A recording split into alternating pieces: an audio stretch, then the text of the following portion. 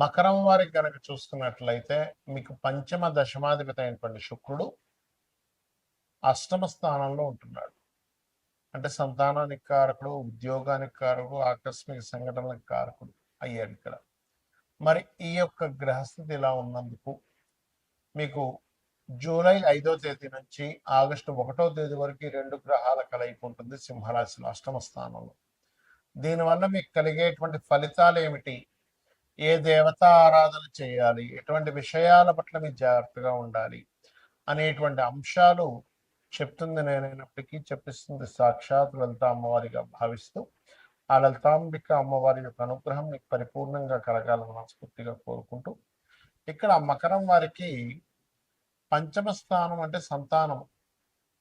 మీ యొక్క సంతానాన్ని కాస్త వాహనం మీద అది వెళ్ళేటప్పుడు అతివేగంగా వెళ్ళొద్దని చెప్పండి. చిన్నపిల్లలని మా పిల్లలు అనుకుంటే ఇంట్లో ఆడుకునేటప్పుడు లేకపోతే ఏదో ఆడుకుంటే దెబ్బలు తగిలించుకుంటూ ఉంటారు. ఇటువంటి విషయాల పట్ల చాలా జాగ్రత్తగా ఉండాలి మకరం వారు, గుర్తుపెట్టుకోండి. ముఖ్యంగా లగ్నమే చెప్తున్నాను నేను మీకు, రాశి లగ్నం లేని వారు రాశి చూసుకోండి. అయితే ఇక్కడ ఇదొకటి ఎత్తు అయితే కొంతమంది చేస్తున్నటువంటి ఉద్యోగంలో మార్పులు జరుగుతాయి ఈ సమయంలో. కాబట్టి మీకు ఉద్యోగంలో ఎక్కువ ఇబ్బంది కలగకుండా ఉండాలి అంటే 2 మంత్రాలు చేసుకోండి ఇక్కడ. ఎందుకంటే ఆకస్మికంగా ఉద్యోగంలో మార్పులు జరుగుతాయి ఈ సమయంలో, దశమాధిపతి అష్టమంలో కేతువుతో ఉన్నది. అందుకని మీరు ఓం మాణిక్య మకుటాకార జానుద్వయ విరాజితాయే నమ, అష్టమీ చంద్ర విభ్రాజ అలిక స్థల శోభితాయే నమ, ఈ 2 నామాలు చేసుకోండి. అలాగే డయాగ్నోటిక్స్ కొన్నిసార్లు మనం ఏదో టెస్ట్లు చేయించుకుంటుంటాం, ఆ డయాగ్నోసిస్లో తప్పు వస్తూ ఉంటుంది. దాన్ని నిజమనుకొని ఓ బెంబేలెత్తిపోయి నాకు ఈ జబ్బు ఉందేమో, నేను ఇలా అయిపోతున్నానేమో, నాకు ఇదే ఉందేమో, నువ్వు చాలా భయపడిపోతారు. ఏదైనా ఒక టెస్ట్లో డయాగ్నోట్ చేసేటప్పుడు చేయించుకునేటప్పుడు 1కి 4 సార్లు మళ్ళీ అది చెక్ చేసుకోండి. రాంగ్ డయాగ్నోసిస్ అవుతుంటుంది. అది జబ్బుకు సంబంధించింది అనుకోండి, ఏదైనా ఒక సాఫ్ట్వేర్ సంబంధించినటువంటిది ఏదైనా అనుకోండి, రాంగ్ డయాగ్నోసిస్ అవుతూ ఉంటుంది. ఈ విషయంలో చాలా జాగ్రత్తగా ఉండాలి. మీ యొక్క జీవిత భాగస్వామి ఎవరికి డబ్బులు ఇవ్వకుండా చూసుకోండి. అష్టమం అనేటువంటి సప్తమ స్థానం యొక్క ధనస్థానం అవుతూ ఉంటుంది. కాబట్టి ఈ విషయంలో చాలా జాగ్రత్తగా ఉండాలి. మరి దీనికి పరిహారం ఏమిటి? నవగ్రహాల్లో ప్రధానంగా శుక్రకేతు గ్రహాల దగ్గర దీపారాధన చేయడము, గోశాలకు వెళ్ళి గోవులకి, దేశవాళీ గోవులకి మీరు గ్రాసము మరియు అదేవిధంగా తేనె పూసినటువంటి చపాతీలు తినిపించడం చేయండి. రావి చెట్టు కింద ఉండేటువంటి సర్ప వాటి మీదకి పసుపు కుంకుమ గంధం కలిపిన వాటి మీద అభిషేకంగా వేసి ప్రదక్షిణం చేసుకుని 11 ప్రదక్షిణాలు అన్ని విధాలు బాగుంటుంది. ఈ శుక్రకేతువుల యొక్క కలయిక కనుక మీ జన్మజాతకంలో ఎక్కడుంటే అలాంటి ఫలితాలు ఉంటాయనేటువంటిది ఉంటుంది. అయితే ఇక్కడ మీరు అర్థం చేసుకోవాల్సింది ఏంటంటే పాయింట్ నెంబర్ 1, శుక్రుడు కేతు క్లోజ్ కంజంక్షన్లో ఉన్నారా, దూరంగా ఉన్నారా? అంటే ప్రతి రాశికి 1 నుంచి 30 డిగ్రీలు ఉంటాయి. ఇది ఎక్కడో 30 డిగ్రీల్లో, ఇది ఎక్కడో 1 డిగ్రీలో ఉంటే దాన్ని కంజంక్షన్ అన్నారు. పెట్టుకోండి, దాన్ని మీరు కంజంక్షన్గా తీసుకోండి. కనీసం 10 డిగ్రీల లోపలైనా ఉండాలి, లేకపోతే ఒకే ఏక నక్షత్రంలో ఉండాలి. అంటే అలాగా మీకు అశ్విని నక్షత్రం ఉంది ఉదాహరణకి, 13.20 డిగ్రీలు అశ్విని నక్షత్రం ఒకే నక్షత్రంలో ఉన్నా కొంత ఎఫెక్ట్ ఉంటుంది. కానీ మీకు డిఫరెంట్ నక్షత్రాల్లో ఉన్నప్పుడు దాని ప్రభావం తగ్గుతుంది, ఇది గుర్తుపెట్టుకోండి. రైట్. అయితే ఇక్కడ మీకు ఎప్పుడైనా సరే శుక్రకేతులు ఉంది అనగానే వెంటనే వాళ్ళ ధనహీనత వస్తుంది, లేకపోతే వెంటనే వాళ్ళకి వివాహం అవ్వదు, స్పర్మ్ కౌంట్ తక్కువ ఉంటుంది, లేకపోతే స్త్రీలతో గొడవలు అవుతాయి, ఇలా వెంటనే డెసిషన్ తీసుకోకూడదు. ఎందుకు అంటే మీకు శుక్ర మహాదశ కానీ కేతువు యొక్క మహాదశ కానీ జీవితంలో లేనప్పుడు ఆ యొక్క నెగిటివ్ ఫలితాలు రావు, గుర్తుపెట్టుకోండి. ఎప్పుడు జరుగుతుంది అంటే మీరు ఉదాహరణకి అశ్విని భరణి దాటేశారు అంటే కృత్తిక నుంచి స్టార్ట్ అవుతాయి నక్షత్రాలు. మళ్ళీ ఆ నక్షత్రాల్లో పుట్టిన, లేకపోతే మకా పుబ్బ కాకుండా, లేకపోతే మూల పూర్వాషాఢ కాకుండా పుడితే అప్పుడు మీకు అది ఆ దశలు రావాల్సింది.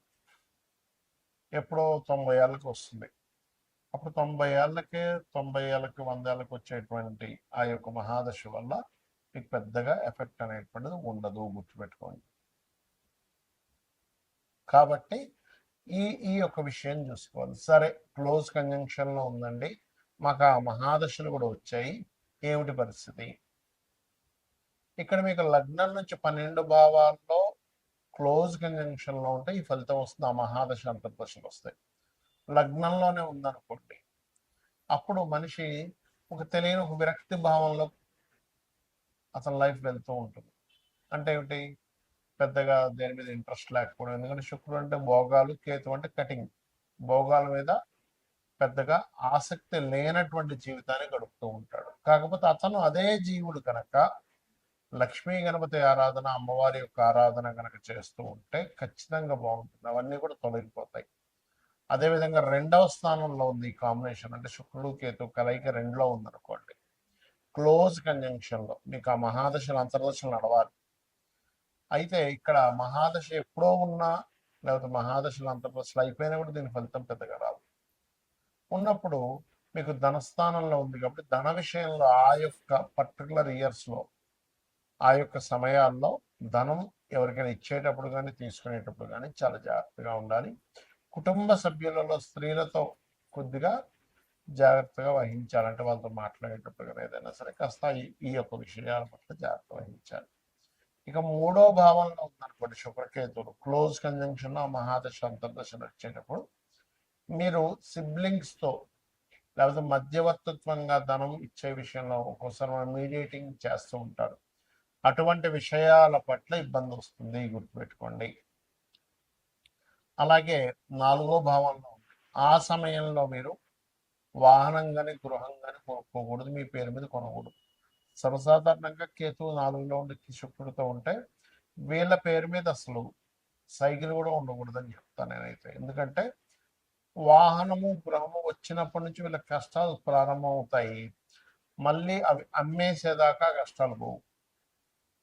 కాకపోతే వీళ్ళు ఎవరైనా వీళ్ళ జీవితంలో అంటే వీళ్ళ తాతముత్తాలు కదా ఇతని కానీ అమ్మవారి ఆలయాన్ని కనుక కట్టించినట్లయితే ఆ దోషం వీళ్ళకి వర్తించదు. ఎందుకంటే అది ఆ రూపంలో యోగంగా మారింది.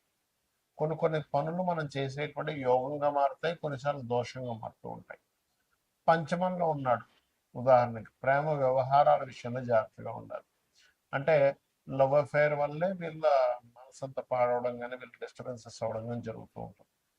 షష్టమంలో ఉన్నాడు అనుకోండి, శత్రువు స్త్రీ మూలకంగా శత్రుత్వం ఏర్పడుతూ ఉంటుంది. సర్వసాధారణంగా శుక్రుడు 6లో ఉన్నా స్త్రీ మూలకంగా శత్రువు ఏర్పడుతూ ఉంటుంది.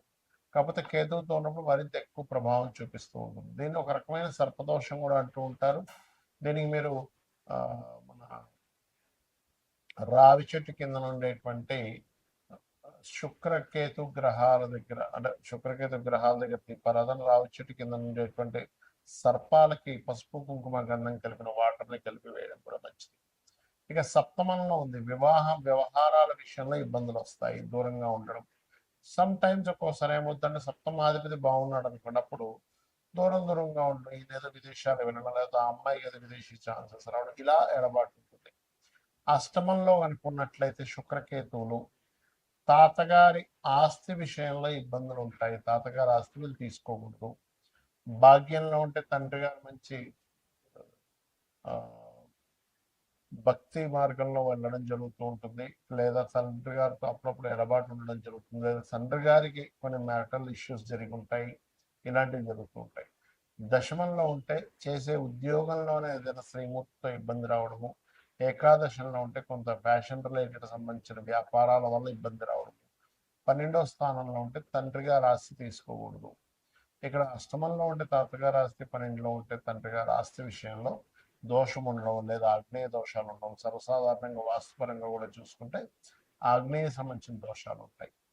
అయితే ఇది ఎవరికైనా కూడా ఈ కలయిక ఉన్నప్పుడు శుక్రకేతు గ్రహాల దగ్గర దీపారాధన చేయడము, లక్ష్మీ గణపతి ఆరాధన చేయడము చేసినట్లయితే ఖచ్చితంగా ఆ యొక్క దోషం అనేటువంటిది పరిపూర్ణంగా తగ్గుతుంది.